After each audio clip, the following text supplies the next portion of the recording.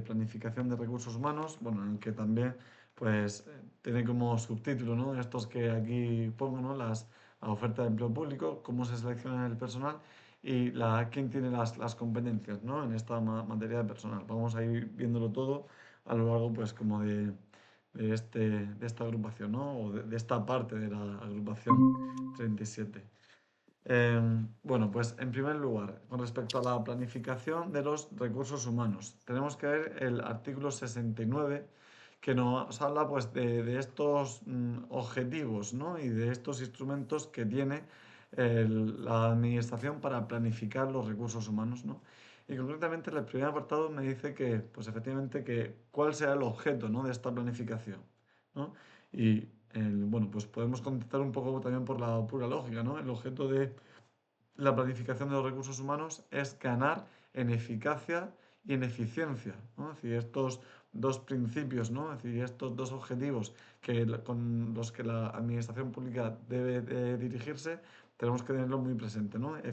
Eficacia en la prestación de los servicios, es decir, digamos, en la función que tiene la administración, pues efectivamente, como para prestar los servicios que como administración le corresponden, y la eficiencia en la utilización de los recursos económicos disponibles. Es decir, que en esos recursos hay que sacarle, ¿no? Lo que es el máximo provecho, ¿no?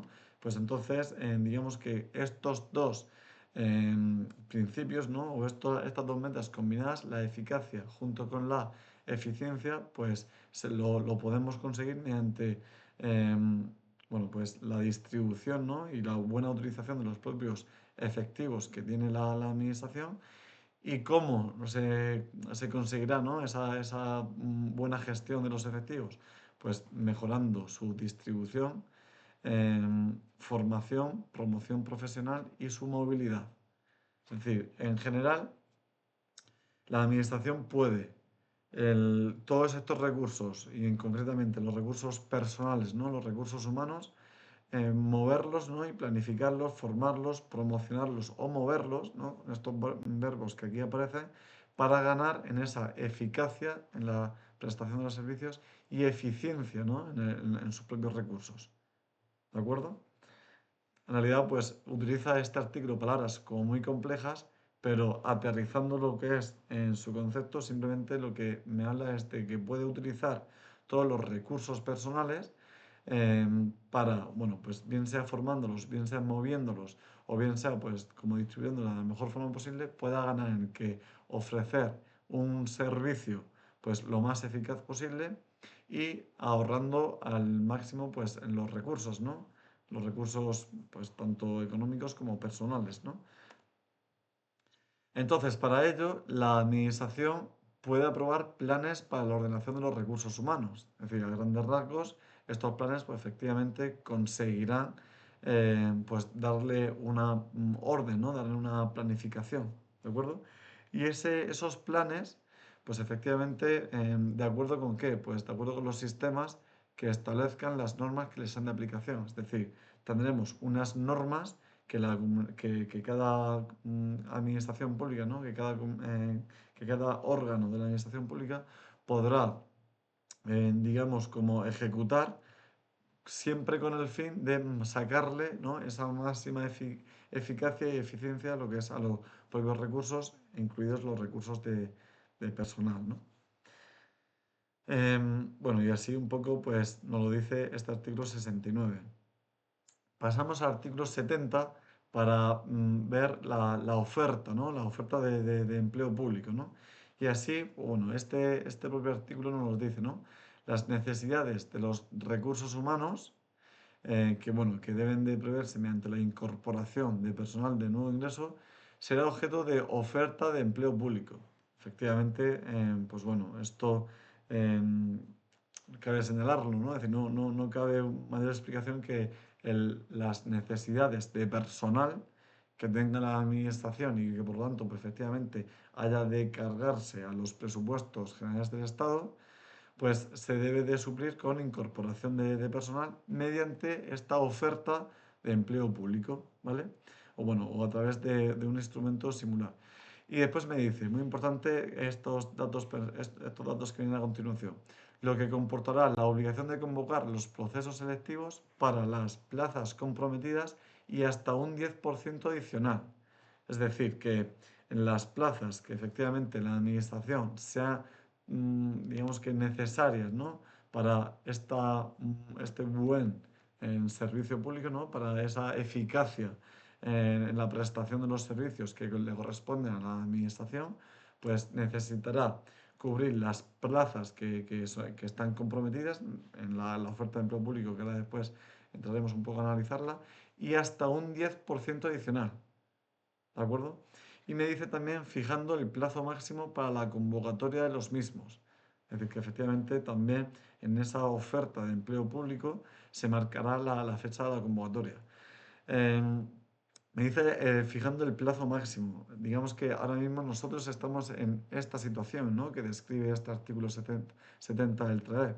Hay una necesidad de recursos humanos porque, digamos, los diferentes órganos así se lo han manifestado al órgano que tiene que convocar lo que es las plazas. Entonces, esta oferta de empleo público, que en su momento ya se aprobó, pues comporta las plazas prometidas y hasta un 10% adicional. Y bueno, pues se fija, ¿no? También el plazo máximo para la convocatoria de los mismos. Que, bueno, siempre, a excepción, ¿no? de que la norma establezca una cosa diferente, sería el plazo de 6 meses, pero aquí pues también cabe señalar que es un plazo que de forma casi sistemática se incumple. ¿De acuerdo? Y no en esta nuestra convocatoria, sino pues también en convocatoria de otros cuerpos y para, digamos que el ejemplo manifiesto, ¿no? de este incumplimiento lo tenemos en las comunidades autónomas que digamos que incumplen digamos de forma automática todos estos plazos en la planificación de los recursos humanos, lamentablemente. Bueno, me dice que la ejecución de la oferta de empleo público o instrumento similar deberá desarrollarse dentro del plazo improrrogable de 3 años. Muy importante cómo no establece pues, este plazo, que es un plazo improrrogable, ¿no? Es decir, esta oferta de empleo público que ya está publicada, ¿no? Para satisfacer esa, digamos, como esa demanda, ¿no? Que hay de personal dentro de la administración pública, se tiene que desarrollar, ¿no? Se tiene que ejecutar en el plazo de esos 3 años, ¿no? Aunque se incumpla la fecha de la convocatoria, pero la ejecución de esa oferta dentro de esos 3 años. También, bueno, pues veremos cómo, o bueno, podemos ver cómo alguna administración, pues lamentablemente se incumple, ¿no? estos plazos. La oferta de empleo público, ¿quién la aprobará? Bueno, pues la aprobarán los órganos del gobierno de las administraciones públicas y se deberá de publicar a efectos de conseguir pues este principio de transparencia, ¿no? Se publicará en el diario oficial, la nuestra, ¿no? Como Administración General del Estado, pues se publicará en el Boletín Oficial del Estado, ¿de acuerdo? Y también esta oferta de empleo público deberá contener las medidas derivadas de la planificación de los recursos humanos. Que bueno, ¿qué está diciendo esto? Porque efectivamente deberá de incluir todas aquellas normas relacionadas con la planificación de los recursos, es decir, en todas las normas que tengan relación con bueno, pues cómo se debe de hacer lo que es la selección del personal y si en esos recursos humanos que se intentan, bueno, pues aquí que se demandan, ¿no? Pues si deben de cubrir unas circunstancias u otras, ¿de acuerdo? Respecto a la selección del personal, vamos a entrar, digamos, como un paso más, ¿no? Una vez que ya tenemos lo que es la oferta, vamos a ver cómo se selecciona este personal. Y bueno, en el artículo 55 tenemos bueno, pues los principios rectores, ¿vale? Que deben de regir esta selección, ¿no? del personal. Como veis, bueno, pues son los principios que también digamos, como que se publican en el propio texto constitucional, ¿vale? Y, y bueno, y aquí pues digamos que el artículo 55 del TREVEP los vuelve a reiterar, ¿no? Nos dice que efectivamente pues los ciudadanos tienen el derecho, es decir, es un derecho de los propios ciudadanos al acceso a la administración pública. Y en ese acceso a la administración pública se cumplirán estos principios constitucionales, que es la igualdad, el mérito y la capacidad. Es decir, efectivamente, pues la igualdad en ese acceso la evaluación de los méritos, ¿no? En el caso de que efectivamente pues, se vean los méritos, o la capacidad, o los dos, ¿no? En función de si estamos en los diferentes procesos que ahora veremos de concurso, oposición o concurso oposición. Entonces, me sigue diciendo también este apartado 55 de que las administraciones públicas pues seleccionarán así a su personal funcionario o laboral de acuerdo con los procedimientos que garanticen estos tres principios constitucionales, igualdad, mérito y capacidad, pero además el TREP añade estos principios, ¿vale? Principios de publicidad, es decir, pues efectivamente que se deba de publicar, ¿no? Todas las normas y todas estas ofertas de empleo público. También imparcialidad y profesionalidad, ¿de acuerdo? Independencia y discrecionalidad directa, adecuación y agilidad, ¿de acuerdo? Esto es importante que saber que no son solamente estos principios constitucionales los que entrarán en juego para la selección del personal, sino también estos principios como principios importantes y que a los que se debe de adecuar, ¿no? Todo procedimiento de selección de personal. Y todos tienen una razón de ser, ¿no? La publicidad, pues efectivamente también de alguna forma sí garantizar la igualdad, ¿no? De todas las personas, imparcialidad y profesionalidad, que aquí, bueno, guarda un poco relación con independencia y discrecionalidad directa, en el sentido de que no puede haber, ¿no? Como lo que llamamos el enchufe, ¿no? Para la selección del personal, sino que, bueno, pues se seleccionará de una forma imparcial y profesional en función, pues, del perfil, ¿no? Profesional que se intente incautar, adecuación, ¿no? El trabajo, ¿no? El perfil profesional, el puesto de trabajo que se va a desarrollar y agilidad en el procedimiento, aunque, bueno, en esta oposición, ¿no? de GACE se ve que la agilidad en el procedimiento a veces es un poco turbio, ¿no? Porque digamos que tanta espera, ¿no? A lo largo del tiempo. Pero bueno, al menos el TREP así lo recoge. El artículo 56 nos habla pues, de estos requisitos generales. Tener en cuenta que no estamos entrando en una oposición en concreto, sino bueno, pues como norma general, los requisitos generales para la participación, ¿no? En los procesos selectivos, ¿cuáles son? Bueno, pues aquí tenemos toda esta serie de procedimientos, ¿no? Estos 5 casos que vamos a ver. En primer lugar, tener nacionalidad española, con las especialidades que se explicarán para los nacionales de otros estados. Es decir, en un principio, para participar en un proceso selectivo en España, pues se exige al menos, pues, efectivamente, esta nacionalidad, ¿no? Disponer de la nacionalidad española. Veremos también en este propio tema cómo este requisito en muchos casos se relaja, ¿no? Y no es digamos, un requisito sine qua non, ¿no? Después, el segundo, ¿no? Poseer capacidad funcional para el desempeño de las tareas. Pues efectivamente, ¿no? Es decir, si el proceso selectivo es es decir, se está convocando para la oposición del cuerpo de bomberos, pues lógicamente no se permitirá, ¿no? Una persona que tenga una discapacidad física, ¿no? Que le impida, pues, como ese rescate, ¿no? De personas en el caso de un accidente, ¿no? Es decir, que efectivamente tiene que tener lo que es esa capacidad, ¿no? Funcional para desempeñar las tareas del cuerpo al que se está accediendo. También tener cumplidos los 16 años y no exceder la edad máxima de jubilación. Esto es muy importante, ¿no? Porque digamos que una persona debe de estar en los márgenes en los que la administración pública permite el trabajo en la propia administración, ¿no? Entre estos 16 y la edad de jubilación forzosa. Y me dice que solo por ley podrá establecerse otra edad máxima, distinta de la edad de jubilación forzosa para el acceso al empleo público. Es decir, fijaos cómo limita solamente a la ley para establecer otra edad máxima, ¿de acuerdo? Distinta de la edad de jubilación forzosa para el acceso al empleo público. Entonces, claro, la persona que no se encuentre, digamos, como en ese margen, ¿no? Entre los 16 y esa edad máxima de jubilación forzosa, pues digamos que no podrá concurrir, ¿no? a este procedimiento. Y en el caso de que en algunos cuerpos especiales, ¿no? Pues imponga una edad máxima en que sea distinta de esa jubilación forzosa, tendrá que hacerlo mediante ley.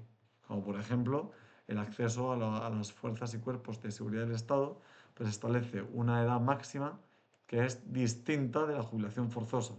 Entonces, bueno, pues efectivamente, como me marca este apartado, para establecer esa otra edad máxima se debe establecer mediante ley. ¿De acuerdo? Es decir, que no las sé en concreto, pero por ejemplo, si para acceder al cuerpo de Policía Nacional se exige como edad máxima 45 años, pues digamos, la norma que establezca esa edad máxima de 45 años tiene que aparecer en una norma con rango de ley. No puede ser un reglamento, no puede ser un decreto, ¿no? Es decir, una norma con rango de ley. Cuarto, no haber sido separado mediante expediente disciplinario. Esto, pues, lógicamente, ¿no? Es decir, que aquí digamos que se va a prohibir a personas que ya teniendo lo que es esa posibilidad de acceder a la administración pública, se le haya, digamos, como apartado, ¿no? ¿Por qué causa? Pues por expediente disciplinario. Tampoco, bueno, pues hallarse en el caso de una inhabilitación absoluta o especial, ¿no? Que, bueno, que sea consecuencia de una resolución de algún órgano judicial, ¿no? Que sea por resolución de los tribunales, para el acceso al cuerpo o escala de funcionario o para realizar las funciones similares a las que desempeñaba en el caso bueno, de personal laboral. Claro, en estos dos casos, en el caso de apertura de un expediente disciplinario o inhabilitación absoluta o especial por resolución judicial, pues efectivamente estará como apartado, ¿no? de esta posibilidad de acceso. Ahora, digamos, como un apartado concreto me dice que en el caso de ser nacional de otro estado, es decir, efectivamente en el caso de, pues bueno, no ser español, ¿no? También debe de no hallarse inhabilitado o en una situación equivalente, ni haber sido sometido a sanción disciplinaria o equivalente que impida en su estado en los mismos, bueno, acceder también al empleo público. Ahora veremos cómo este requisito de la nacionalidad que antes he marcado, que no es un requisito sine qua non, tienen diferentes excepciones. Bueno, pues cuando veamos las excepciones veremos que efectivamente pues, nacionales de otro estado sí que pueden acceder a, bueno, pues, a un cargo, digamos, a un trabajo de funcionario o personal laboral. Entonces, si en su estado, ¿no? Si en el estado de origen ha sido inhabilitado o sometido a esta sanción disciplinaria equivalente, también se le apartará en el estado español. ¿De acuerdo? Por eso me dice que impida en su estado. ¿De acuerdo? Cuando en su estado, digamos, se le impida, pues aquí, digamos, también se le va a impedir. El quinto, poseer la titulación exigida. Claro, fijaos que es diferente del requisito que hemos visto anteriormente de tener la capacidad funcional. Aquí efectivamente ya me está hablando de una titulación que se debe de justificar, ¿no? Con un título, ¿no? Titulación. Entonces, en este caso, pues bueno, pues la titulación tiene que guardar una relación objetiva y proporcionada. Es decir, no puede ser que para desempeñar un puesto de auxiliar administrativo se exija un doctorado, porque la exigencia entre las funciones, ¿no? y tareas que va a desarrollar la persona en la administración y la exigencia de la titulación tiene que ser totalmente proporcionada, ¿no? Aquí, bueno, pues hay mucha discusión en diferentes cuerpos, ¿no? Bueno, hay la discusión de la exigencia de los idiomas, cuando bueno, se están celebrando las pruebas de acceso a las fuerzas y cuerpos de seguridad del Estado. También, pues, estas pruebas de ortografía. Bueno, pues aquí hay gente, pues, bueno, que tiene argumentos a favor y otros en contra, pero efectivamente la ley exige, pues, que efectivamente tiene que haber esa, digamos, como esa relación totalmente objetiva y proporcionada. Y en todo caso harán de establecerse de manera abstracta y general. Esto también es muy importante, ¿no? Y respecto a nosotros, pues como que nos atañe menos, ¿no? Pero, ¿qué me quiere decir, no? ¿Y qué me intenta transmitir esta idea de que la forma en la que tiene de establecerse estos requisitos tiene que ser abstracta y general? Porque efectivamente no se permite una oferta de empleo pública a medida para una persona. Y por lo tanto, pues bueno, tiene que ser desde un punto de vista abstracto y general y así impedir que mediante una oferta de empleo público en el que se tenga en cuenta una situación concreta y particular, pues se esté permitiendo así, digamos, como que el acceso, ¿no?, a este puesto sea exclusivamente de, pues, bueno, pues, de personas en concreto, ¿vale? Bueno, el artículo 57 me habla de perdón, que se ha salido, de las condiciones de acceso al empleo público de nacionales de otros estados. Y aquí estamos ante los casos que antes os decía, ¿no? Efectivamente, pues estados de la Unión Europea pueden acceder como personal funcionario en las mismas condiciones que los españoles. Es decir, se le permite totalmente también su acceso, ¿de acuerdo? Con la excepción de aquellos que impliquen una participación en el ejercicio del poder público o aquellas funciones que tienen por objeto la salvaguardia de los intereses del Estado o de la Administración pública. Es decir, establece una regla general y es que los nacionales de Estados de la Unión Europea sí que pueden acceder, excepto no pueden acceder a aquellos puestos de trabajo que supongan una participación en el ejercicio del poder público. ¿De acuerdo? Esto, bueno, pues cada convocatoria en concreto, ¿no?, marcará efectivamente digamos, el acceso, si está permitido o no, a estos nacionales de los Estados miembros. ¿De acuerdo? Es decir, que aquí sí que se limitará, ¿no?, y sí que se especificará perfectamente si este puesto de trabajo conlleva una participación en el poder público o funciones que tienen por objeto, pues, la salvaguarda, ¿no?, de los intereses del Estado o de las administraciones públicas. Pues efectivamente me dice que a estos efectos los órganos del gobierno determinarán las agrupaciones de funcionarios a las que no puedan acceder los nacionales de otros estados. Es decir, que marcarán, ¿no?, como hemos dicho, estos funcionarios, los que efectivamente, pues, por desarrollar un poder público o por realizar funciones que conlleven la salvaguarda de los intereses del Estado, pues como que lo vetan, ¿no?, a los nacionales de otros estados y solamente, pues, se le permite a los nacionales españoles, ¿no? Estas previsiones del apartado anterior serán de aplicación cualquiera que sea su naturaleza y me dice al cónyuge de su naturaleza, no su nacionalidad, al cónyuge de los españoles y de los nacionales de otros Estados miembros de la Unión Europea siempre que no estén separados de derecho. Esto es muy importante porque efectivamente estos apartados del artículo 1, ¿vale? Que bueno, que efectivamente pues como que está permitiendo a nacionales de Estados miembros con esta excepción, me dice aquí en concreto que son de aplicación, ¿no? Estas previsiones son de aplicación al cónyuge de los españoles y de los nacionales de otros Estados miembros de la Unión Europea siempre que no estén separados de derecho. En este caso, pues, efectivamente, también se permite, ¿no?, lo que es este acceso al empleo público, ¿no? Cualquiera que sea su nacionalidad, ¿de acuerdo? Y además también se permite a sus descendientes y a los de su cónyuge, es decir, a los descendientes de los españoles y a los de el cónyuge de los españoles. ¿De acuerdo? Siempre que no estén separados de derecho, sean menores de 21 años o mayores de dicha edad dependientes. ¿De acuerdo? En estos casos, efectivamente, también se permite el acceso al empleo público independientemente de su nacionalidad. ¿De acuerdo? Es una excepción muy curiosa, pero que tenemos que tenerla muy en cuenta, ¿vale? Porque digamos que aquí se permiten, ¿no?, que estos lazos familiares que da el matrimonio, ¿no?, pues puedan acceder también esas personas que se encuentren con esa vinculación con esa persona, ¿no?, que sí que tiene pues la nacionalidad española. ¿De acuerdo? Se permite al cónyuge de los españoles y de los nacionales de otros Estados miembros, ¿vale? A estos y también a sus descendientes y a los descendientes de su cónyuge. Muy bien. El acceso al empleo público se extenderá igualmente a las personas incluidas en los tratados internacionales.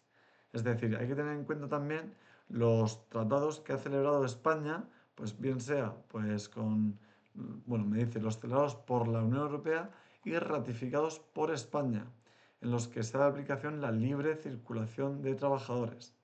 Es decir, en estos tratados que efectivamente pues, permiten el intercambio de trabajadores entre diferentes países, se permite pues efectivamente el acceso también a la función pública de estos nacionales, los países con respecto a los que se ha celebrado lo que es los tratados, ¿no? de libre circulación.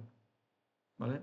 Y por lo tanto, bueno, pues si España ha firmado este tratado internacional, bueno, lo ha celebrado la Unión Europea y lo ha ratificado España con cualquier otro país, y por lo tanto, pues se permite de forma recíproca esa libre circulación de trabajadores, esos nacionales que vengan de ese tercer país también tienen acceso a la función pública, ¿no? Y ahora me dice, los extranjeros a los que refiere los puntos anteriores, es decir, a los que hace referencia aquí a propósito de los tratados internacionales, o aquí por razón de este vínculo familiar, así como los extranjeros con residencia legal en España, es decir, estos extranjeros que efectivamente, pues, con un permiso de residencia legal están residiendo aquí en España, pueden acceder a las administraciones públicas ya no como funcionario, como personal funcionaria, sino como personal laboral, fijaos, en igualdad de condiciones que los españoles. Es decir, fijaos, muy importante que me marca como personal laboral. También se le permite, pues efectivamente, como ese acceso en igualdad de condiciones que los españoles. ¿Vale? Me dice el apartado 5 de que solo por ley de las Cortes o de las comunidades autónomas, o bueno, de las asambleas legislativas de las comunidades autónomas, se permite también, bueno, eximir ese requisito de la nacionalidad. ¿De acuerdo? Claro, muy importante en este artículo que me marca el instrumento, como hemos visto antes, el instrumento para modificar digamos, la edad máxima de acceso al empleo, tenía que ser por ley, aquí igualmente, ¿no? Para eximir del requisito de la nacionalidad, también se necesita lo que es una norma con rango de ley, ¿de acuerdo? Muy importante. Bueno, el artículo 58 me habla, pues, efectivamente de este acceso al empleo público de los funcionarios españoles, pero en organismos internacionales.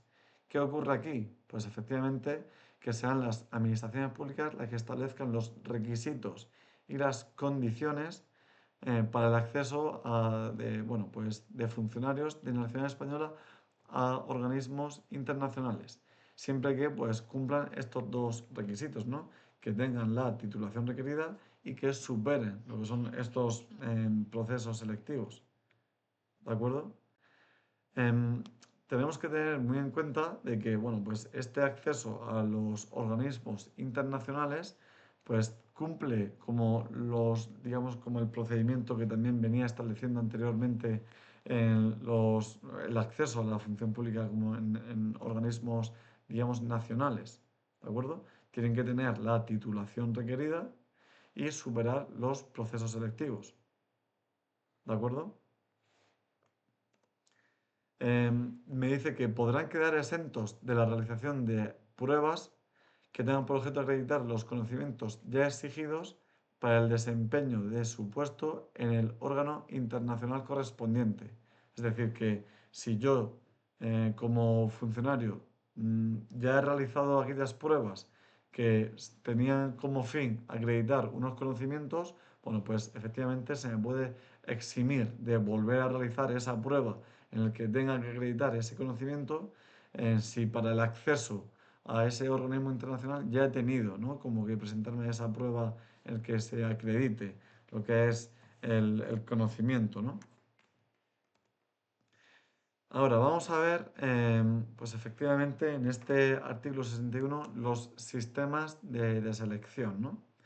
Bueno, en primer lugar, me dice que estos procesos, ¿no? Estos procesos selectivos siempre tienen carácter abierto, ¿no? Es decir, que, bueno, pues que cualquier persona puede concurrir, ¿no? Y garantizando así también, pues, como la libre concurrencia, ¿no? Eh, Sin perjuicio de lo establecido para la promoción interna y de las medidas de discriminación positiva. Bueno, si efectivamente, pues, sin perjuicio de aquellas plazas, ¿no? Que se permita solamente para aquellas personas que ya tienen, digamos, como un puesto conseguido y que simplemente ahora pues están promocionando por esta promoción interna y también pues de estas medidas de discriminación positiva, ¿no? Es decir, estas medidas en las que efectivamente se intente fomentar, ¿no? El acceso de determinadas, bueno, de determinadas personas por su situación personal, ¿no? Y muy importante, me dice que los órganos de selección velarán por el cumplimiento de la igualdad de oportunidades entre los sexos. Es decir, que estos órganos de selección, digamos que prestarán una especial atención para que, pues efectivamente, tanto hombres como mujeres puedan tener esa igualdad de oportunidades de acceso a la función pública. Los procesos de selección cuidarán la conexión entre el tipo de prueba a superar y el desempeño, ¿no? En el puesto de trabajo, como hemos visto antes, ¿no? Esa adecuación, ¿no? Que siempre tienen que buscar, ¿no? Para que efectivamente el tipo, ¿no? Es decir, la titulación, la cualificación que a mí se me va a exigir para superar la prueba selectiva tenga una conexión con el puesto de trabajo que efectivamente yo voy a desarrollar, ¿no? Después en, bueno, o las tareas que voy a desempeñar después en mi puesto de trabajo, ¿vale? Las pruebas podrán consistir en comprobación de conocimientos, efectivamente, pues bueno, en comprobar que se requiere lo que son los conocimientos técnicos, ¿no? Teóricos, y la capacidad analítica de los aspirantes, ¿no? La capacidad de análisis que tienen las personas que concurren, ¿no? Se pueden expresar de forma oral o escrita en la realización de ejercicios que demuestren pues, habilidades y destrezas, comprobación de bueno, pues el dominio de lenguas extranjeras y, y superación de pruebas físicas. Efectivamente, pues bueno, eso lo vemos en nuestro propio examen, ¿no? De hecho, pues los criterios de corrección también del supuesto práctico son estos, ¿no? La comprobación de los conocimientos, ¿no? Es decir, lo que es la parte de conocimientos en sí, también esa capacidad analítica, ¿no? De síntesis, estas capacidades, ¿no? Y destrezas para analizar el caso práctico y darle una solución, ¿no? Darle una respuesta ajustada al supuesto. Y bueno, y también ya pues en otros exámenes pues que también exigen pues el dominio de estas lenguas extranjeras y de pruebas físicas. Ahora, los procesos selectivos que incluyan una valoración de méritos solo podrá otorgar, ¿no? A dicha valoración de los méritos una puntuación proporcionada que no determinará en un caso por sí sola el resultado del proceso selectivo. Vale, este es importante porque digamos como que excluye solamente pues digamos, de la valoración de los méritos siempre que esta valoración de los méritos digamos como que se estipulen junto con en las perceptivas pruebas de capacidad. Entonces, cuando se combinan, ¿no? Pruebas de capacidad y valoración de méritos, solamente se podrá otorgar a la valoración de méritos una puntuación proporcionada, pero que en ningún caso solamente esa valoración de los méritos determinará por sí el resultado final, ¿no? De este proceso de selección. ¿De acuerdo? Importante, bueno, pues saber, ¿no? Que en esta combinación no se le puede dar este peso solamente a esta parte de concurso, ¿no? A esta parte de méritos. También me dice que este artículo que las administraciones públicas podrán crear órganos que, bueno, que sean órganos concretos, ¿no? Y permanentes para la organización de los procesos selectivos, ¿no? Es decir, que digamos que sean esos órganos que simplemente su función es pues esta preparación, ¿no? Esta organización del examen, ¿no? O bueno, o de todo el proceso, ¿no? selectivo del personal, ¿de acuerdo? Pudiéndose encomendar estas funciones a los institutos o escuelas de la administración pública. Aquí, bueno, pues el ejemplo que todos conocemos y que pues efectivamente estamos un poco pues como bajo sus órdenes es el INAP, ¿no? Pues efectivamente es ese órgano especializado y permanente, ¿no? para la organización de estos procesos selectivos, ¿vale? Para asegurar esta objetividad y racionalidad de los procesos selectivos, es decir, con este fin de conseguir pues, que los procesos sean pues, racionales y también objetivos, no solamente podemos limitarnos lo que es a la prueba del examen como tal, sino que también esa prueba teórica se puede complementar con qué, bueno, pues con cursos, la superación de los cursos, como nosotros tendremos, ¿no? Es decir, cuando aprobemos la oposición en unos meses. Después también un periodo de prácticas, que bueno, es decir, que muchas veces pues la superación de un curso determinado y el periodo de prácticas pues como que se puede llegar como a confundir, ¿no? La exposición curricular por los candidatos, es decir, que efectivamente los candidatos puedan exponer, ¿no? cuáles son pues su currículum, ¿no? como tal. Y también pruebas psicotécnicas, ¿no? o la realización de entrevistas, como se exige también, bueno, pues en las pruebas de la policía, ¿no? En el que se exige pues tanto el psicotécnico como la entrevista con el psicólogo, ¿no? Igualmente también se pueden exigir reconocimientos médicos, efectivamente, pues para comprobar que ese puesto de trabajo en sí, si se necesita, ¿no? Y si es recomendable, pues una precisión, bien sea pues óptica, ¿no? Es decir, digamos, como unos requisitos médicos muy concretos, pues efectivamente así se exija, ¿no? Digamos que el ejemplo básico digamos, como de este apartado son las pruebas a los cuerpos y fuerzas de seguridad del Estado, ¿no? En el que se exigen, pues efectivamente, la superación del examen, también la superación del curso, un periodo de prácticas, en psicotécnicos, la realización de entrevista y también el reconocimiento médico. Ahora, los sistemas selectivos, vamos a ver los que son, ¿no? De un funcionario de carrera, sean los de oposición y concurso-oposición, ¿vale? Que deberá de incluir, en todo caso, una o varias pruebas para ver la capacidad de los aspirantes y para establecer lo que es el orden de prelación, ¿no? Es decir, quién puede, pues, como elegir primero, ¿no? entre los destinos. Y solo en virtud de ley el sistema de concursos puede, digamos, como establecerse, ¿no? Y bueno, y como hemos dicho antes, en este sistema de concursos solamente se valorarán los méritos. Fijaos cómo me establece para este acceso, ¿no? al puesto de trabajo como funcionario de carrera, que los sistemas generales, ¿no? los sistemas básicos, es la oposición y el concurso oposición. Y solamente, digamos que en virtud de ley, como algo también como más excepcional, podrá incluirse como este sistema exclusivamente a través del concurso, ¿no? Los sistemas selectivos del personal laboral fijo, claro, aquí ya estamos en personal laboral, no estamos en el funcionarios de carrera.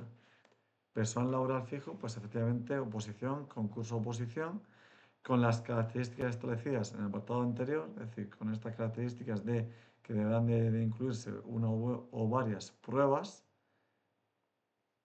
y finalmente pues al concurso a través de la valoración de los méritos, ¿vale?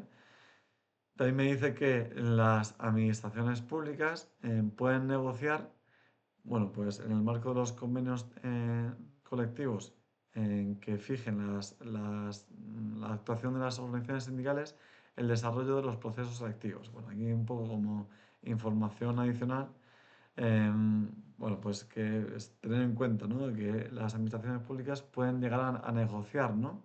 las formas que tiene de colaborar pues, con las diferentes organizaciones sindicales, ¿no? en estas diferentes partes, ¿no? o el desarrollo de los procesos selectivos, ¿no? como eh, que los sindicatos, ¿no? No solamente se van a limitar, ¿no? A esa defensa del puesto de trabajo una vez conseguido, sino también, digamos, como en el contexto, ¿no? Del propio proceso de selección. El apartado 8 me dice que los órganos de selección no pueden proponer el acceso a la condición de funcionario a un número superior de aprobados al de plazas convocadas. Esto es muy importante, ¿no? Em, Excepto, esta es la regla general y después con la excepción, ¿no? Con la excepción que establezca la propia convocatoria. Pero bueno, como regla general, saber que, bueno, si las plazas convocadas son 100, pues estos órganos de selección no pueden proponer como aprobados un número superior al de plazas convocadas. ¿De acuerdo? Y por lo tanto, pues efectivamente, en el caso de que haya más aprobados que plazas convocadas, pues simplemente adquirirán lo que es esa condición de funcionario, el número de plazas que se hayan convocado. ¿Vale? Me dice que no obstante lo anterior, aquí tenemos como una, digamos, una excepción, ¿no? Al número de plazas convocadas tiene que ser igual al número de aprobados, ¿no? Me dice, siempre que los órganos de selección hayan propuesto el nombramiento de igual número de aspirantes que el de plazas convocadas, es decir, tenemos el mismo número de personas que van a aprobar la oposición, ¿no? Y el mismo, bueno, que es igual al número de plazas que se han convocado. Entonces, con el fin de asegurar que se van a completar todas estas plazas, eh, es posible que se produzca una renuncia de los aspirantes seleccionados, ¿no? Antes de que tomen posesión. Entonces, para evitar que se queden como esas plazas vacantes, ¿no? Pues se permite que el órgano convocante pues también aporte como una relación complementaria de aspirantes que sigan a los propuestos para conseguir la plaza, ¿vale? Para su posible nombramiento como funcionarios de carrera. Es decir, es una lista complementaria, ¿no? Una relación complementaria para el caso de que se produzca una renuncia antes de la toma de posesión. Si ya han tomado posesión, pues digamos como que ya no se permitirá, ¿no? Pero si han tomado posesión, si todavía no han tomado posesión, ¿no? O se han nombrado, ¿no? Como funcionarios de carrera, bueno, pues se podrá, digamos, como adjuntar también eh, esta relación, ¿no? El órgano convocante puede pedirle al órgano de selección que envíe ese listado de aspirantes que siguen, ¿no? Es decir, que digamos como que a continuación de los que ya se han propuesto como esas personas que adquirirán la plaza para cubrir, ¿no? Los puestos si en el caso de que hayan renuncias, ¿vale? ¿Cuáles son las fases del desarrollo del proceso selectivo, ¿no? ¿Cuáles son las fases de lo que es el proceso para elegir a las personas como tal? Bueno, pues en primer lugar, la publicación de la convocatoria y de las bases en el Boletín Oficial del Estado. Bueno, esta es un poco la situación en la que nosotros nos encontramos todavía, ¿no? A esta espera de la convocatoria. Entonces, bueno, pues una vez que ya se ha, digamos, como publicado, ¿no? Esa convocatoria en el BOE, pues después tendremos el primer paso, a continuación, la presentación de solicitudes. ¿De acuerdo? O sea, aquí efectivamente se dejará el plazo. Un poco aquí en el dibujo que os hemos aportado se puede llegar a ver, ¿no? La publicación de la oferta, aquí ya estamos, ¿no? Estamos a la espera pues, de esta convocatoria en el BOE, ¿vale? Eh, la presentación de solicitudes se debe de ajustar al modelo aprobado por la Secretaría de Estado, ¿no? De Función Pública, que deberá presentarse en el plazo de 20 días hábiles, a partir del siguiente al de publicación de la convocatoria respectiva en el BOE. Es decir, importante, bueno, en primer lugar, lo que es esta fase de presentación de solicitudes. Claro, ¿qué puede ocurrir?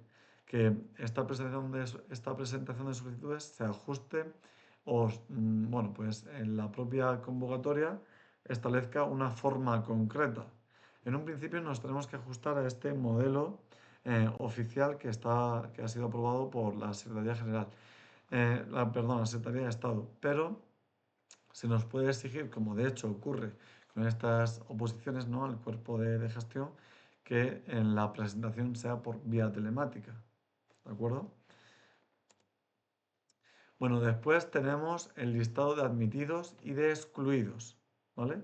Nos dice que efectivamente una vez que ya ha expirado el plazo de presentación de solicitudes, pues bueno, pues la autoridad convocante dictará una resolución. Fijaos que estamos aquí en un procedimiento y en esta resolución, bueno, deberá dictarlo en el plazo máximo de un mes, ¿no? No podrá, digamos, como excederse de este plazo, y en el que, pues bueno, se declarará la lista de admitidos y de excluidos, ¿vale?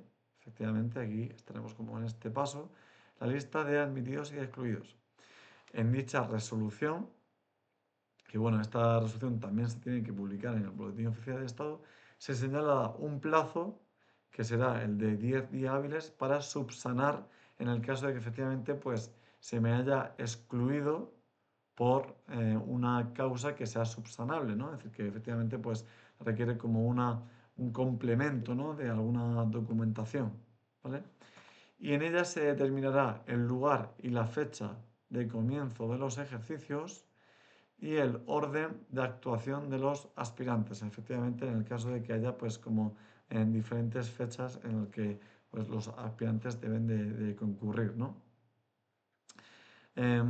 Importante, bueno, tener en cuenta esta posibilidad que hay de subsanar en el caso de que esta primera, digamos, solicitud haya sido, bueno, pues adolezca de alguna anomalía, ¿vale? En tercer lugar, el desarrollo de los ejercicios, ¿vale? Es decir, lo que es la realización del examen en sí. Me dice, entre la realización de un ejercicio y el siguiente, no puede transcurrir menos de 72 horas ni más de 45 días naturales. Si os fijáis en cuánto tiempo transcurre entre vuestro, bueno, el tipo de test que hagáis y la prueba, ¿no?, y el supuesto que vais a realizar. No superan ni las 4 o 5 horas, ¿no? Porque, bueno, un examen terminará en torno a mediodía, ¿no? Y después en torno a las 2 de la tarde comenzará el ejercicio. Bueno, ¿y dónde está en estas menos de 72 horas? Bueno, pues efectivamente, este es un poco otra norma, ¿no?, que no se cumple. Bueno, el nombramiento como funcionario en prácticas, ¿no?, por la autoridad convocante, efectivamente cuando seguido lo que es el proceso, pues bueno, efectivamente se nombrará a ese funcionario como funcionario en prácticas para que realice efectivamente, bueno, pues lo que es el curso selectivo, ¿no?, o el periodo en prácticas, ¿no?, que se haya establecido para dicha selección de personal.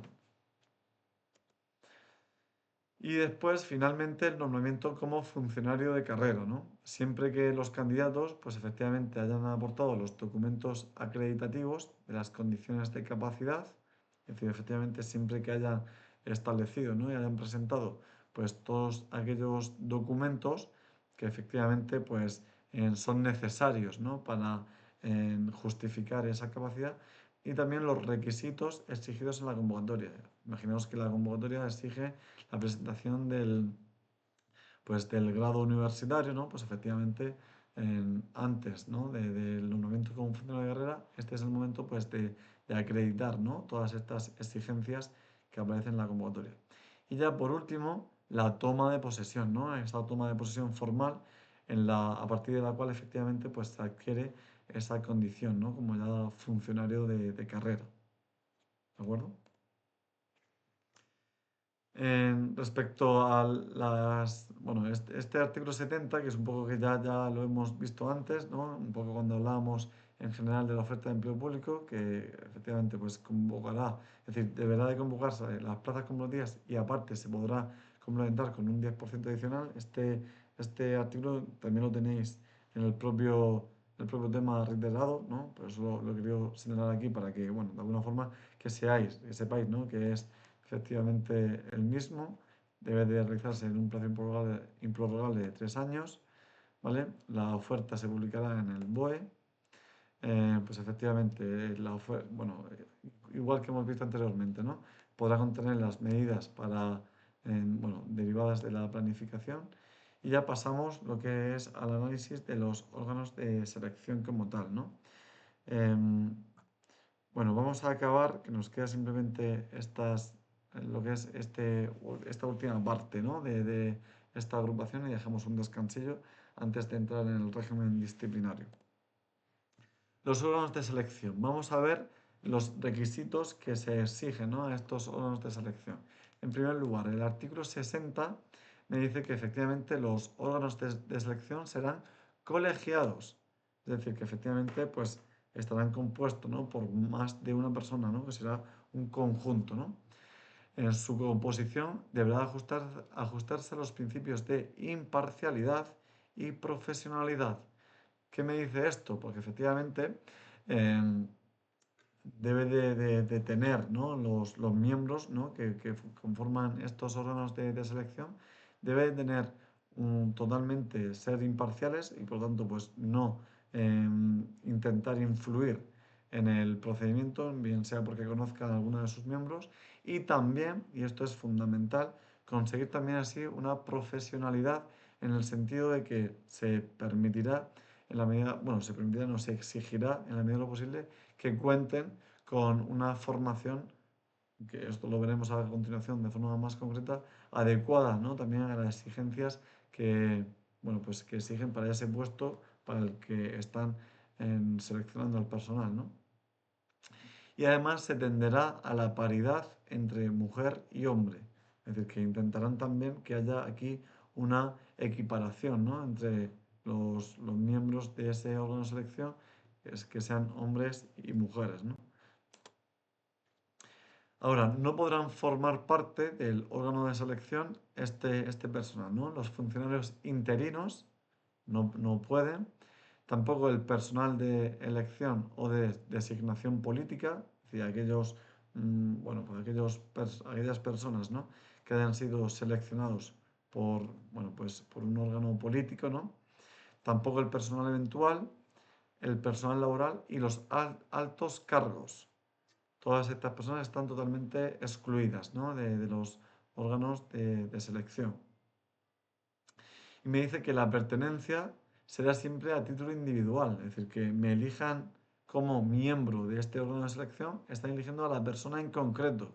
Y por lo tanto, no se puede ostentar este cargo, ¿no? de pertenencia al órgano de selección por representación ni por cuenta por nadie, ¿no? Digamos que es una función personalísima. Es decir, imaginaos un órgano de selección, ¿no? Para la selección bueno, pues, bien sea para el cuerpo de registradores del Estado, ¿no? Bueno, pues, si esa persona, ¿no? Es decir, en esa persona recae ese nombramiento, no puede esa persona elegir a otro, ¿no? Elegir, bueno, pues va a ir un trabajador del registro, no. Es decir, digamos, se designa a título individual, ¿vale? La composición de estos órganos de selección. Bueno, pues no podrán estar formados mayoritariamente por funcionarios pertenecientes al mismo cuerpo o escala, ¿vale? Salvo las peculiaridades del personal docente e investigador. Es decir, como regla general, no se permitirá, pues eso, es decir, que estén formados por personas pues pertenecientes a ese mismo cuerpo de escala, con la excepción, ¿no? Con este salvamento del personal docente e investigador, en el que efectivamente, pues sí, que se permitirá que estén formados por funcionarios que pertenezcan al mismo cuerpo de escala. Y además no podrán formar parte de estos órganos los que preparen a opositores, ¿no? Es decir, los que preparen a aspirantes a estas pruebas, ¿no? Como mínimo en los 5 años anteriores. Es decir, digamos, la ley, ¿no? Aquí el Real Decreto 364 establece un tiempo para que efectivamente en ese transcurso de los 5 años, pues ese posible opositor pues ya haya aprobado o haya abandonado la oposición que en su momento, pues esta persona que ahora puede formar parte del tribunal, para que no lo conozca, ¿de acuerdo? Y por lo tanto, bueno, pues en esos 5 años, efectivamente, pues digamos que es el plazo que establece la ley para que una persona que ha estado preparando, ¿no? Realizando estas tareas de preparación, pueda formar parte del órgano de selección. ¿De acuerdo? Los miembros del órgano de selección deberán de abstenerse cuando concurran las circunstancias del artículo 23 de la Ley del Régimen Jurídico del Sector Público, ¿no? De la Ley 40. Es decir, que efectivamente pues, hay que ver esas causas de abstención y efectivamente si estamos bueno, pues, dentro de alguna de ellas nos debemos de abstener, ¿no? De formar parte de ese órgano. Y me dice que los aspirantes podrán recusarlos cuando concurra alguna de dichas circunstancias. Es decir, no solamente los miembros, al ver que cumplen alguna causa de abstención, deberán de solicitar esta abstención, sino también los aspirantes podrán recusar a alguna de las personas que forman parte del órgano de selección si efectivamente pues, ve que cumple alguna de esas causas. ¿Vale? Ahora vamos a ver las clases de los órganos de selección, porque tenemos dos clases principalmente, ¿no? Los tribunales de oposición y también las comisiones permanentes de selección.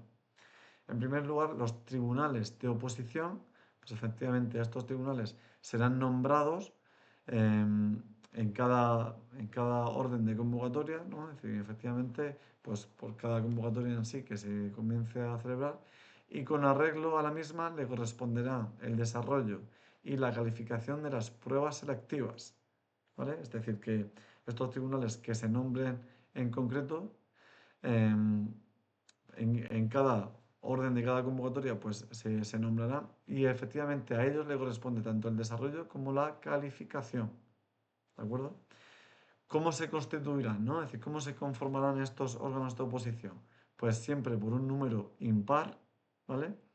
Que deberán de ser de funcionarios de carrera no inferior a 5, que tienen que ser como mínimo estos 5 miembros, también debiendo designarse unos suplentes para el caso de que estos 5 miembros, pues bueno, pues presenten alguna causa de abstención o recusación como hemos visto antes, y en su composición se velará por el cumplimiento del principio de especialidad. Efectivamente, pues para el nombramiento de estos miembros, ¿no? De estos mínimo 5 miembros, pues se elegirá, ¿no? Porque efectivamente que tengan esa formación em, como especial, ¿no? Y concreta para el cuerpo que van digamos, a seleccionar, ¿no? A los candidatos. Me dice que la totalidad de los miembros deben de poseer una titulación igual o superior a la exigido para el ingreso al cuerpo o escala de que se trate, ¿no? Como por ejemplo hemos visto antes para el cuerpo de notarios, ¿no? De registradores de la propiedad, pues efectivamente son mínimo 5 personas y entre esas 5 personas pues hay notarios, hay registradores, hay también magistrados de tribunales y catedráticos de universidad, es decir, que cumplen el principio de especialidad, porque efectivamente digamos que se eligen dentro de lo que tiene una formación relativa a la oposición que intentan convocar y también, pues bueno, la titulación es igual o superior, ¿vale? Es decir, que efectivamente pues son funcionarios del cuerpo también, pues a uno, ¿no? Y que tienen una formación pues superior, ¿no? O la misma, pero siempre también pues arrastrado por esa experiencia al cuerpo o escala, ¿no? Al cuerpo de notarios, que es, bueno, pues como el ejemplo que os he propuesto, ¿no?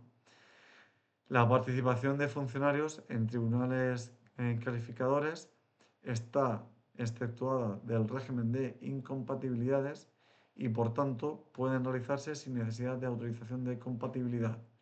Es decir, que al estar exceptuada, ¿no? de esas incompatibilidades, pues bueno, pues esta participación como funcionarios es totalmente compatible, ¿no? Con el desarrollo, ¿no? Con la ejecución del trabajo que estén realizando como funcionarios de carrera, ¿vale? Y ahora, por otro lado, con respecto a las comisiones de selección, bueno, pues vamos a ver, bueno, ya como último sería la toma de posesión. Para las comisiones permanentes de selección, vamos a ver en qué se asemeja y en qué se diferencia con respecto a los tribunales, ¿no? Es este segundo tipo de órganos de selección. Bueno, pues en primer lugar, a dichos órganos se encomienda pues igualmente, ¿no? El desarrollo y la calificación para bueno, pues la elección bueno, pues de funcionarios para un determinado cuerpo de escala.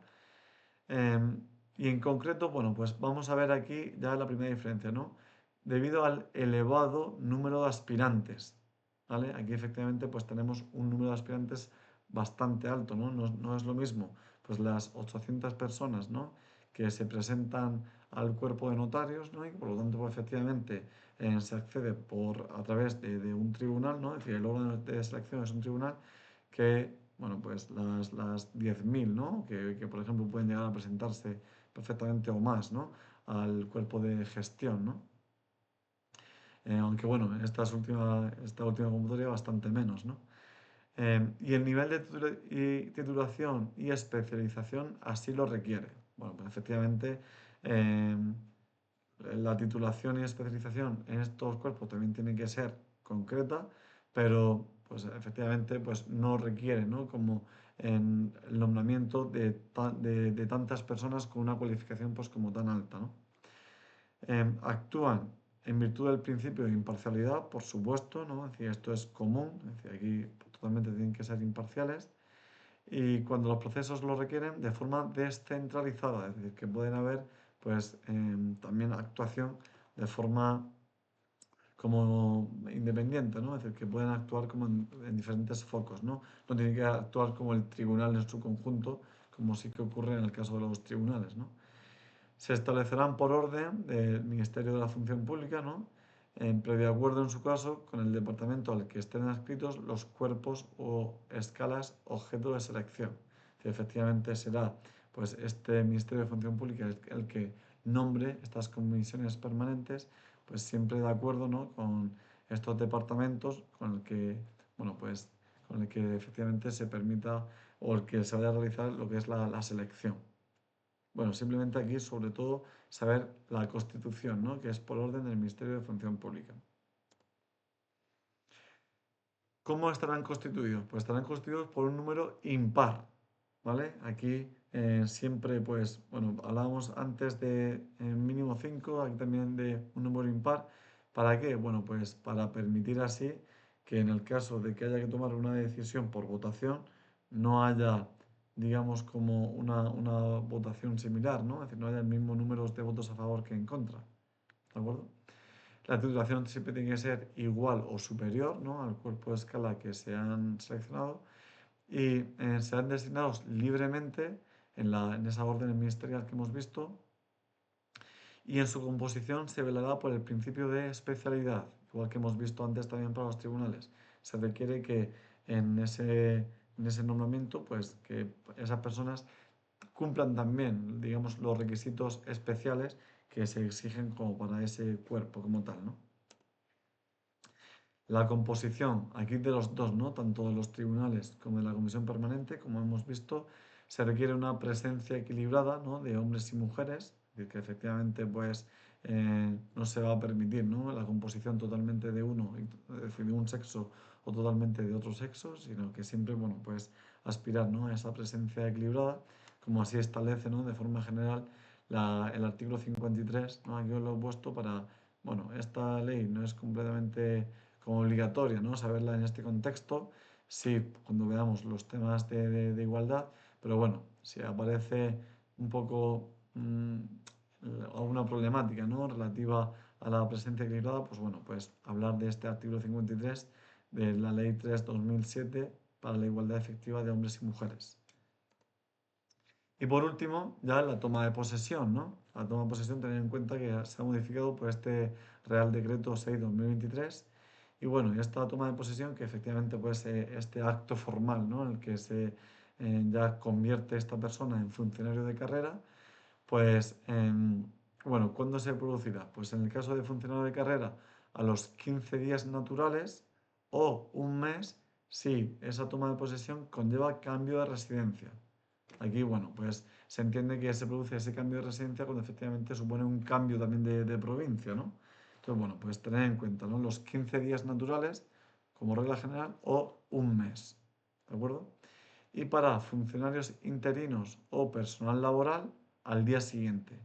esto es también, digamos, como en estos plazos también admite mucha discusión, porque efectivamente, si yo me he presentado a las oposiciones de educación en Cantabria, pero soy de Murcia y vivo en Murcia, ¿cómo al día siguiente, si me llaman de interino, tengo que aparecer en el puesto de trabajo? Es decir, aunque sea funcionario interino, pues hay que tener en cuenta lo que es la situación, ¿no? Del cambio del territorio. Bueno, pues digamos que la ley no lo tiene en cuenta y que la presencia como funcionario interino tiene que ser al día siguiente del llamamiento, ¿vale? Tener en cuenta un poco estos tiempos, sobre todo los funcionarios de carrera, estos tiempos de funcionarios de carrera importantes.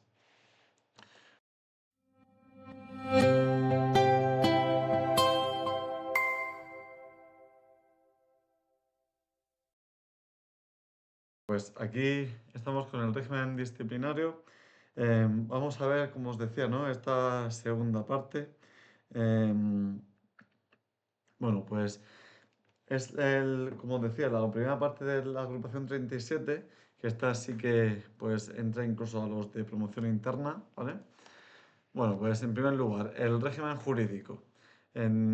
Aquí, en los dos cuerpos normativos, ¿no? A los que hace referencia bueno, en los que aparece regulado, ¿no? El régimen disciplinario, pues es el Real Decreto Legislativo 5/2015, es decir, el TREBEP, ¿no? Del texto refundido del Estatuto Público del Empleado Público, del Estatuto Básico del Empleado Público, perdón. Solamente fijaos en qué pocos artículos, ¿no? se regula, ¿no? Del 93 al 98 en estos 5 artículos, pero veremos que son pues bastante largos, ¿no? Y por otro lado, el Real Decreto de 10 de enero de 1986, ¿no? El Real Decreto 33/1986, por el que se aprueba el reglamento del régimen disciplinario de los funcionarios de la Administración del Estado. Fijaos que, bueno, pues en este Real Decreto, que después, ahora a continuación veremos efectivamente qué artículos de él tenemos que memorizar, es un decreto todavía pues bastante antiguo, ¿no? Del 86, pero todavía sigue en vigor, ¿no? Entonces, bueno, en primer lugar, ¿qué es lo que regula efectivamente pues como esta normativa? Regula la regulación del régimen disciplinario en el sentido de el régimen de infracciones y de sanciones, ¿no? Efectivamente, pues detalla cuáles son pues aquellas infracciones que el personal al servicio de administraciones públicas puede incurrir en el desarrollo de sus funciones y por otro lado, efectivamente le establece pues aquella sanción, ¿no? Em, es muy importante, ¿no? Lo que me dice aquí. En dicha responsabilidad disciplinaria no excluye, ¿no? La responsabilidad patrimonial o penal que pudieran derivarse de dichas infracciones. Es decir, el que una persona pues haya cometido pues ciertas, bueno, pues haya incurrido en ciertas infracciones y además de ser constitutivas de una infracción disciplinaria, ¿no? Por el hecho de ser pues personal al servicio de las administraciones públicas también conlleve pues una infracción, bueno, una responsabilidad patrimonial o penal, estas responsabilidades también tienen que responder bueno, pues bien sea tanto la administración como el propio funcionario, ¿no? En primer lugar, el artículo 93 del TREBEP me habla pues de la responsabilidad disciplinaria, pues efectivamente enunciando simplemente el cuerpo normativo, ¿no? Me dice que estos funcionarios públicos, ¿no? Y el personal laboral, fijaos que no se me habla solamente de los funcionarios, sino también del personal laboral, me incluye, digamos, los dos cuerpos. Quedan sujetos al régimen disciplinario establecido en este título y en las normas que las leyes de función pública dicten en el desarrollo de este estatuto. Pero efectivamente ahí tendremos que acudir a este Real Decreto del 86, ¿no? Los funcionarios públicos o el personal laboral que indujeren a otros a la realización de actos incurrirán en la misma responsabilidad. Aquí este apartado me está hablando también de la inducción a realizar, ¿no? Aquellas conductas que sean tipificadas como infracciones, ¿vale? Entonces, fijaos cómo la inducción también está castigada, ¿no? Con la misma responsabilidad con la que, bueno, pues que debe recaer a las personas que realizan la acción como tal, ¿vale? Igualmente, incurren en responsabilidad los que encubrieren las faltas consumadas muy graves o graves. ¿vale? Cuando dicho actos se derive de un daño grave para la administración o los ciudadanos. Por lo tanto, fijaos cómo la inducción y el encubrimiento, ¿no?, de faltas que ya se han consumado, que sean graves o muy graves, y además este encubrimiento pues haya causado un daño grave a la administración o a los ciudadanos, también incurren en la misma responsabilidad que las propias personas que lo han hecho, ¿vale? Estos dos apartados que, bueno, que pueden pasar un poco como desapercibidos son muy importantes, ¿no? Porque me está hablando de que no solamente las personas que lo ejecutan son culpables, sino también los que inducen a ello o incluso los que encubrieron esas faltas que han generado un daño a la administración o a los ciudadanos, ¿vale? Entonces, las administraciones públicas corregirán, ¿no?, las infracciones que hayan cometido a su personal en el ejercicio de sus funciones y cargos. Esto es muy importante.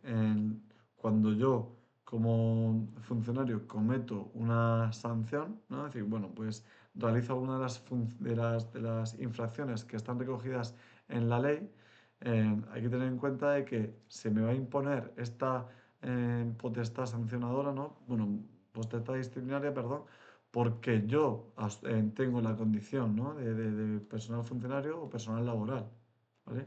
Es decir, que es a propósito, ¿no?, de formar parte de este cuerpo al servicio de las administraciones públicas, por lo que la administración pública tiene el derecho también a castigarme, ¿no?, en ese sentido. Entonces, claro, a un ciudadano de a pie que no tenga esas, digamos, como esa condición, ¿no?, de funcionario o personal laboral, pues no podría ser castigado por esta potestad disciplinaria, ¿no? Podrá ser castigado en el ámbito penal, ¿no?, o responsabilidad o por la potestad sancionadora, ¿no?, de la administración pública, pero como potestad disciplinaria, ¿no?, en el ejercicio de las funciones, no podría. Bueno, ahí tenemos los principios que tenemos que tener en cuenta con respecto a la potestad disciplinaria, ¿no? Que lógicamente, bueno, pues tenemos aquí en este listado que, bueno, pues son unos principios que guardan relación con los que hemos visto anteriormente, bueno, pues a propósito de la responsabilidad sancionadora, ¿no? El principio de legalidad y tipicidad, efectivamente, tienen que estar recogidas en la ley y tipificadas cuáles son las faltas y las sanciones. El principio de irretroactividad de las disposiciones sancionadoras no favorables y retroactivas de las favorables al presunto infractor, es decir, no se puede sancionar digamos, como un acto u omisión que se ha cometido de forma anterior en el tiempo, pero si esa retroactividad es favorable al presunto infractor, sí que se puede aplicar con retroactividad. ¿De acuerdo?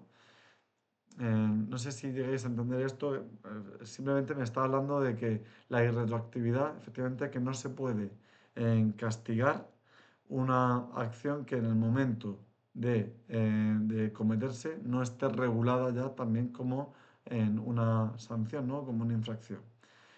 Entonces, bueno, lógicamente no se puede castigar, pero sí que se podrá aplicar con efectos retroactivos las normas si son más favorables al infractor, en el sentido de que yo el año pasado cometí una infracción y se castigaba con 5 meses de suspensión de empleo y sueldo, por ejemplo. Si a día de hoy todavía no está, digamos, como no es firme, ¿no?, esa sanción que se me ha propuesto y se modifica la legislación, ¿no? Se modifican las disposiciones sancionadoras y ahora se establece que en lugar de 5 meses va a ser solamente un mes de suspensión de empleo y sueldo, sí que se puede aplicar, digamos, con efectos retroactivos, es decir, que aunque el hecho se haya cometido anteriormente, sí se me puede aplicar ahora, digamos, esa sanción que es más favorable para el infractor. ¿De acuerdo? El principio de proporcionalidad, que efectivamente pues, nos dice que debe de haber una proporción entre la sanción cometida, la infracción cometida y la sanción propuesta, es decir, que no se puede penar de una forma desproporcionada. Principio de culpabilidad, que solamente se culpa, ¿no?, aquellas acciones o omisiones que efectivamente pues, hay como esa intención, ¿no?, de cometer pues como un hecho, ¿no?, que se tenía el conocimiento y la voluntad de realizarlo, y la presunción de inocencia, es decir, que se presume inocente a no ser que se demuestre lo contrario, ¿no? Me sigue diciendo en este apartado que cuando la instrucción de un procedimiento disciplinario resulte también pues, indicios de criminalidad, en el sentido de que haya también indicios de que es posible que haya un delito penal, ¿no? Detrás de ese acto, de esa omisión, pues se suspenderá la tramitación del procedimiento disciplinario y se pondrá en conocimiento del Ministerio Fiscal, ¿vale? Los hechos declarados probados por resoluciones judiciales, es decir, cuando haya una resolución en el ámbito judicial que se declaren probados unos hechos, se entienden que esos hechos son reales y por lo tanto pues la administración tendrá que sujetarse a esos hechos, ¿vale? Entonces, vamos a ver ahora el listado de faltas como tal, ¿no? Es decir, lo que es la enumeración de las faltas que se recogen y por lo tanto, pues ver lo que es la casuística en concreto que, bueno, pues que puede ser constitutivo de una infracción, ¿no? Bueno, el TREVEP me distingue entre causas, bueno, entre faltas, ¿no? Infracciones muy graves, graves o leves, ¿vale? Vamos a ver aquí en primer lugar estas, digamos, consideradas muy graves. Y tenemos aquí la A, que es, bueno, pues efectivamente el incumplimiento del deber de respeto que se tiene bueno, que se tiene que profesar, ¿no? A la Constitución y a los estatutos de autonomía, ¿no? También, bueno, entendiendo los estatutos de autonomía como aquella norma constitutiva de la comunidad autónoma como tal, ¿no? Entonces, bueno, pues el TREVEP asemeja la importancia de la Constitución también al de estatuto de autonomía, ¿no? Entonces, bueno, pues el incumplimiento del deber de respeto a estos cuerpos normativos sería una sanción muy grave. También, bueno, pues aquí os lo he puesto de esta forma para que lo podáis ver mejor. Toda actuación que suponga una discriminación o acoso por razón de, y aquí pues toda esta serie, ¿no? de casuísticas, por razón de el origen racial, la religión, discapacidad, edad, orientación sexual, lengua, opinión, lugar de nacimiento, vecindad, sexo o cualquier otra condición o circunstancia personal o social. Se parece mucho este artículo al propio artículo 14 de la Constitución, ¿vale? Pero bueno, se incluyen como unas causas en concreto. No hace falta que lo estudiéis todas, ¿no? Pero bueno, que conozcáis un poco por encima, pues eso, es decir, que son aparte pues muy similares, ¿no? A las de la Constitución como tal. Y también el acoso moral, sexual y por razón de sexo, ¿no? Y también pues se incluyen como estas dos grandes causas. En tercer lugar, el abandono del servicio, así como no hacerse cargo voluntariamente de las tareas o funciones que tienen encomendadas, es decir, abandonar el servicio como tal, ¿vale? Yo aquí lo que aconsejo para memorizar en todas fijaos que el listado es largo, ¿no? Yo aquí lo que siempre os aconsejo es que os inventéis como una película, ¿no? Una historia que vaya como uniendo todos estos aspectos, ¿no? Pues imaginaos una persona que no tiene respeto a la Constitución y que la pisa. Y por pisar la Constitución, pues bueno, pues lo meten a la cárcel y allí en la cárcel es capaz de, bueno, pues de discriminar a todas las funcionarias que trabajan por razón de su sexo. Además, bueno, pues en prisión, realizando esa discriminación, consigue abandonar lo que es la prisión y por lo tanto, pues bueno, como que se escapa, ¿no? Y deja esa tarea que tenía como preso, ¿no? Bueno, pues así, como uniendo en una película, aunque sea totalmente surrealista, ¿no? Aunque sea totalmente imaginaria, pero os permite como unir y ver el sentido, ¿no? Y cuál es la idea que intenta transmitir. Aunque después estudiemos con las palabras textuales lo que es cada uno de los motivos, no de las faltas, pero si en el examen se os pregunta esto, y sobre todo de cara al supuesto, va a aparecer bueno, pues como un supuesto de hecho, ¿no? Un funcionario que comete una de estas funciones. Entonces, bueno, pues la clave es identificar si es muy grave, si es grave o si es leve. Entonces, claro, Entre las muy graves y las graves hay un listado muy largo que veremos a continuación. Entonces, ¿qué es lo mejor? Pues estudiar solamente o las muy graves o las graves. Estudiarlas muy bien para saber que, y después, bueno, las leves son menos, ¿no? Son solamente cuatro. Entonces, sabiendo las muy graves y sabiendo las leves, si en el supuesto de hecho tenemos una que es muy grave o que es leve, la vamos a saber identificar muy bien. Y si no es muy grave ni es en leve, pues va a ser grave. ¿De acuerdo? Un poco también por exclusión, ¿no?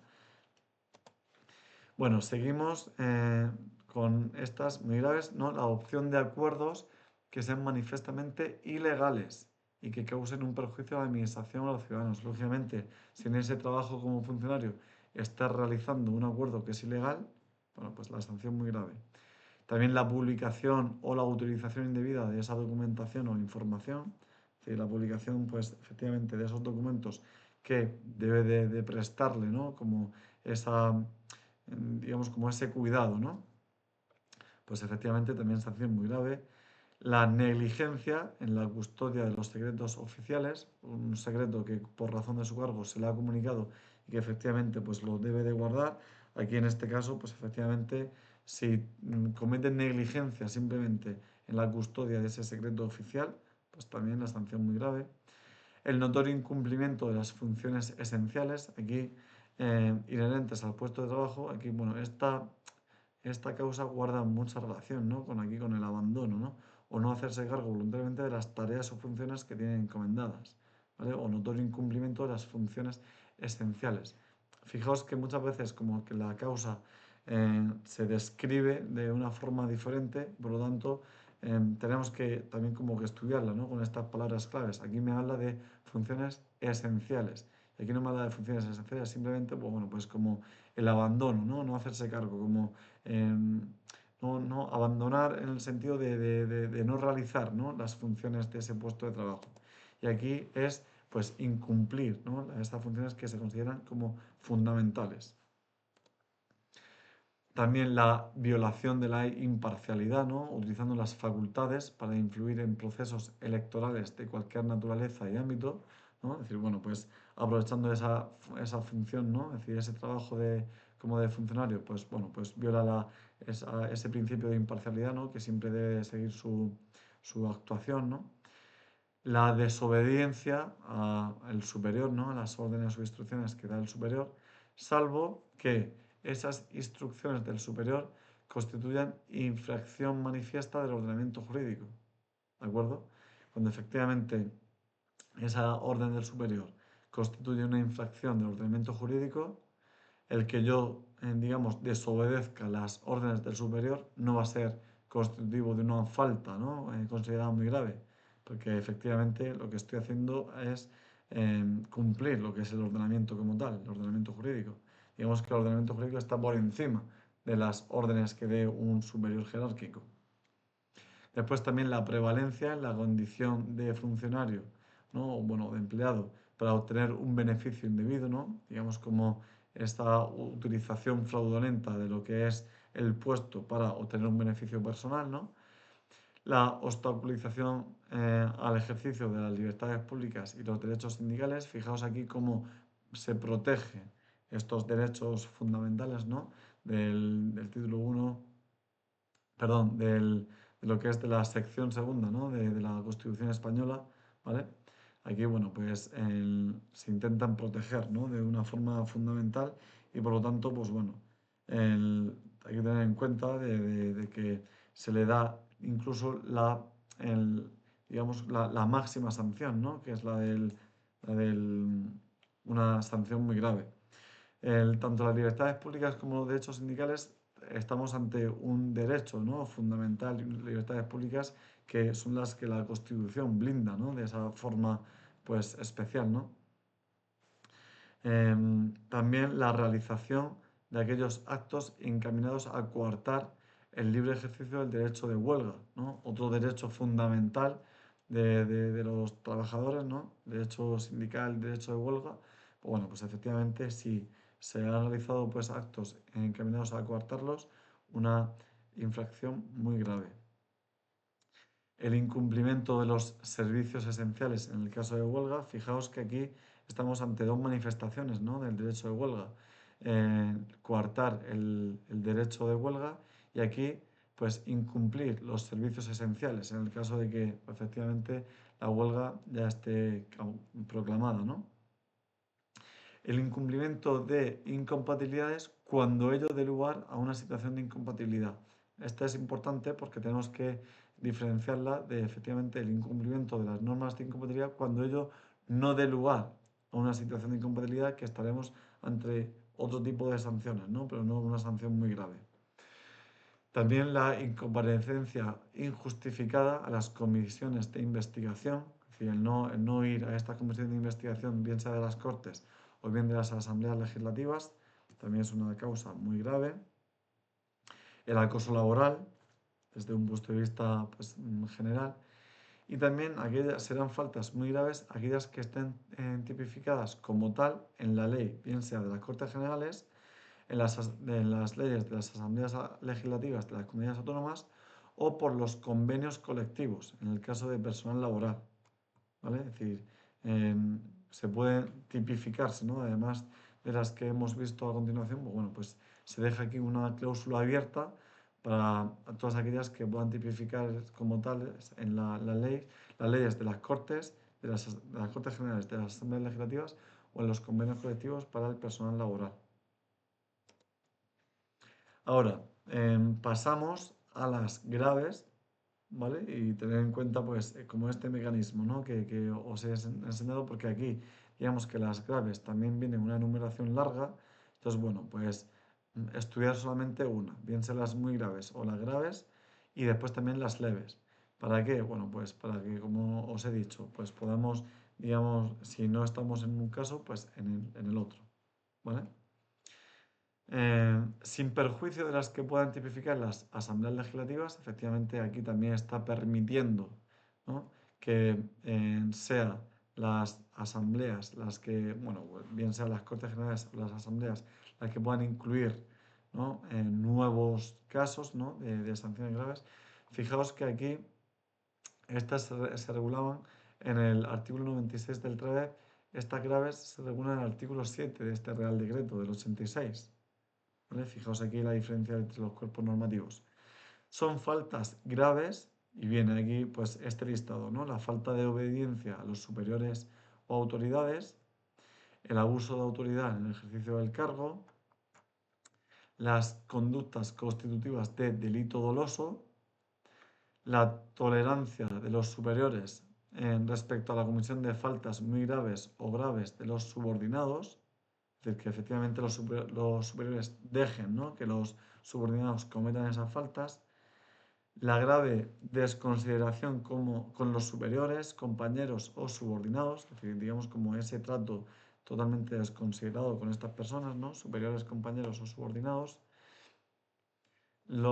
causar daños graves, bien sea a los locales, al material o a los documentos de los servicios, intervenir en un procedimiento en el que se ha dado una causa de abstención, ¿no?, recogidas estas causas de abstención en la Ley del Régimen Jurídico del Sector Público, ¿no?, la Ley 40, la emisión de informes o la adopción de acuerdos que sean manifiestamente ilegales, cuando ellos, bueno, pues causen un perjuicio a la administración o no constituyen una falta muy grave, la falta de rendimiento, ¿no?, que afecte esta falta de rendimiento al normal funcionamiento de los servicios o no constituya esta falta de rendimiento una falta muy grave, ¿vale? También no guardar el debido sigilo, ¿no?, de aquellos asuntos que conozcan, ¿no?, por razón del cargo, cuando ello pues, pueda causar un perjuicio a la administración o se utilice, ¿no?, esta información se utilice en provecho propio. También el incumplimiento de los plazos o, bueno, de otras disposiciones del procedimiento, por ejemplo, en materia de incompatibilidad, pero en este caso, como os he señalado, cuando no suponga el mantenimiento de una situación de incompatibilidad, porque si supone digamos, el mantenimiento de una situación de incompatibilidad, estaremos ante una sanción muy grave. ¿De acuerdo?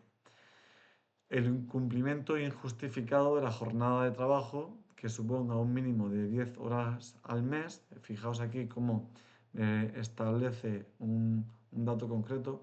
Claro, fijaos en estas sanciones que sí que incluyen unos datos concretos, porque claro, ya son más fáciles de identificar en el supuesto práctico y también en el tribunal para poder llegar a establecer un supuesto en el que haya pues como una certidumbre, ¿no? Y una respuesta objetiva, pues también pues se va digamos como a limitar, ¿no?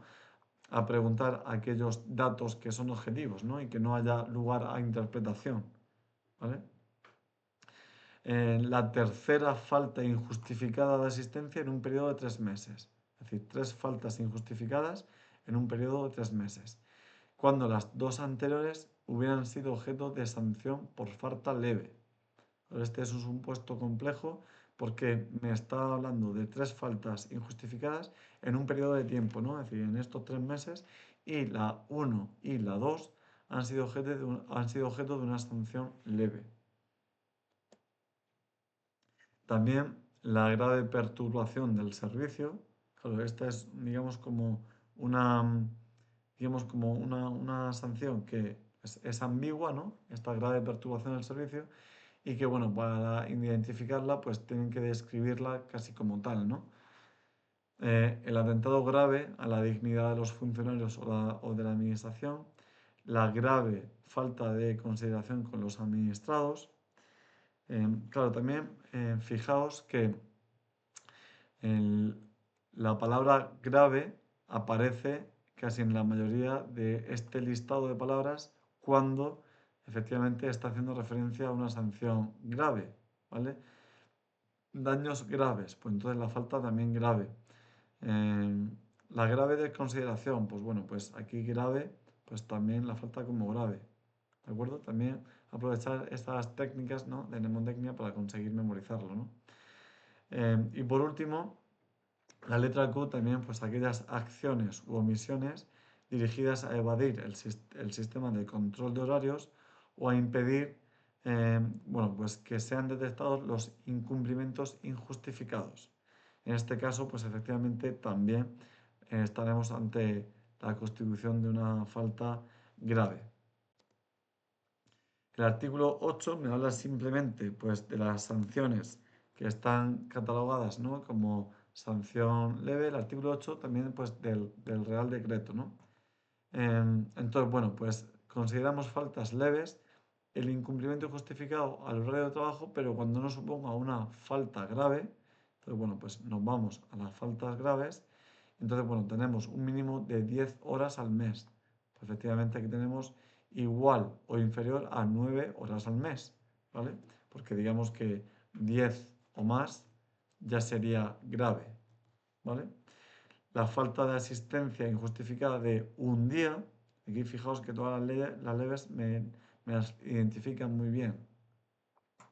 Después la incorrección, aquí estamos hablando antes de la desconsideración, aquí incorrección con el público, superiores, compañeros o subordinados, descuido o negligencia en el ejercicio de sus funciones, el incumplimiento de los deberes y obligaciones de funcionarios, siempre que no sean calificados como muy grave o grave, claro, aquí es como más ambiguo, ¿no? Y, y bueno, y aquí tenemos efectivamente las sanciones a imponer. Una vez que tenemos lo que son las faltas, tenemos la sanción como tal, ¿no?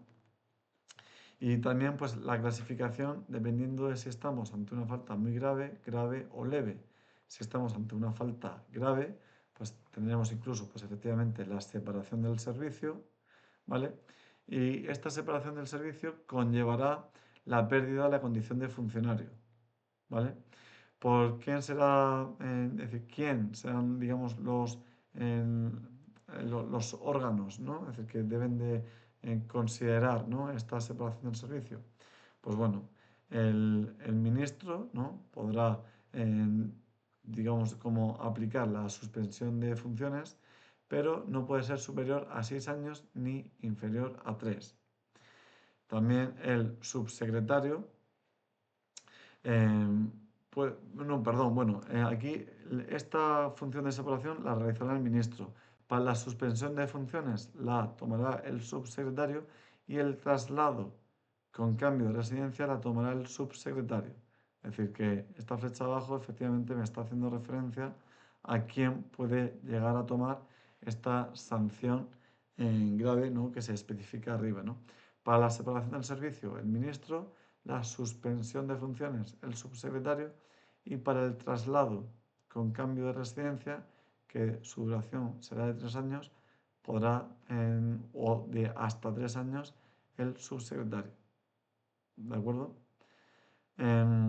Claro, para diferenciar de falta grave, pues aquí tenemos también la suspensión de funciones, que me dice, bueno, no puede ser superior a 3 años y la tomará el subsecretario. Fijaos la diferencia con la suspensión de funciones cuando la falta es muy grave, que me dice que no puede ser superior a 3 años ni inferior a, no puede ser superior a 6 años ni inferior a 3. Por lo tanto, pues superior a 3 años y aquí inferior a 3 años. ¿Vale? Aquí está entre 3 y 6 y aquí menos de 3. ¿De acuerdo? También el traslado con cambio de residencia, la duración 1 año y la tomará el subsecretario. Y por último, la falta leve se castigará simplemente con el apercibimiento y la podrá tomar tanto el director general como el subdirector general, el director general o delegado. ¿Vale? Este régimen de sanciones también se regula en el Real Decreto de 1986. Las sanciones que por su parte establece el TRAEB son las siguientes, ¿no? Aquí, el TRAEB me las clasifica en función del personal funcionario o el personal laboral, ¿no? Pues igual, ¿no? Para el personal funcionario, separación del servicio, también separación de funciones, el traslado forzoso con o sin cambio de residencia, el de mérito, que todavía no ha sido desarrollado, ¿no?, por las leyes de función pública a las que estamos aún esperando, y el apercibimiento. Y después, para el personal laboral, pues el despido disciplinario, también la suspensión de empleo y sueldo, el traslado forzoso, el de mérito y el apercibimiento. Con respecto al alcance de cada sanción, pues se deberá tener en cuenta esta serie de circunstancias que efectivamente pues permitirán la toma, ¿no?, de consideración de la situación concreta de infracción para aplicarle una sanción más grave más grave, es decir, como en su grado máximo o en su grado menor, ¿no? Y efectivamente pues se tendrá en cuenta la intencionalidad, también, pues el descuido o la negligencia, el daño al interés público, también la reiteración o la reincidencia y, por último, el grado de participación. Efectivamente, pues si ha participado como sujeto único o simplemente pues si ha participado colaborando, ¿no? Si es reincidente, muy importante también esta, ¿no? El daño que ha causado, ¿no?, al interés público, ¿no?, en su consideración tanto a la administración como a los ciudadanos. En cuanto a la prescripción, pues tenemos, para la prescripción de las infracciones, tenemos 3, 2 y 6, ¿no? Es decir, 3 años, 2 años y 6 meses. Y para la infracción de las sanciones tenemos 3, 2 y 1. Aquí siempre para memorizarlo, ¿no?, como tenéis en este cuadro del documento, memorizarlo con 3, 2, 6, 3, 2, 1. Es decir, que si os aparece alguna pregunta, tanto en el test como en el supuesto relacionado con esto, pues directamente os apuntáis el 3, 2, 6, 3, 2, 1. Y tener claro de que la columna vas infracciones y sanciones, y tenemos después, digamos, respecto a las filas, muy graves, graves y leves. Y ya ponéis el número 3, 2, 6, 3, 2, 1. Y así pues claro, si os lo preguntan, os va a parecer lioso pues saber cuándo estamos ante muy grave, si es una infracción o si es una sanción, ¿vale? Claro, porque aquí digamos que las infracciones está haciendo referencia a la prescripción. Efectivamente, si yo he cometido el acto, pues el tiempo que tiene la administración como para asignarme el castigo, ¿no? Y para las sanciones ya estoy, digamos, en un momento posterior. Es decir, ya se me ha castigado, ¿no? Y en realidad pues yo tengo que ahora que cumplirlo. Entonces, claro, en ese cumplimiento, pues bueno, pues puede pasar más tiempo o menos, ¿no? Es decir, bueno, puede pasar un tiempo para que prescriba. Y si pasan ese tiempo de prescripción, aunque a mí ya se me haya impuesto la sanción, si ha pasado ese tiempo, pues dejo de tener, ¿no? Como esa obligación de cumplir la sanción. ¿De acuerdo? El plazo de prescripción, ¿desde cuándo se contará? ¿No? Bueno, pues en las infracciones desde que se hubieran cometido o desde el cese de la comisión, ¿no? Cuando estamos ante una infracción de las que llamamos continuadas en el tiempo. ¿De acuerdo? Y para el caso de sanciones, desde que adquiere firmeza la resolución en la que efectivamente pues, se ha impuesto la sanción. ¿Vale? Tener en cuenta, digamos, como estas dos cuestiones de tiempo, ¿no? ¿Desde cuándo la prescripción? Pues desde que se comete o desde que deja de cometerse si ha sido continuada, y la sanción desde que adquiere firmeza la resolución por la que se me establece la sanción como tal, ¿vale? Bueno, vamos a dejarlo aquí porque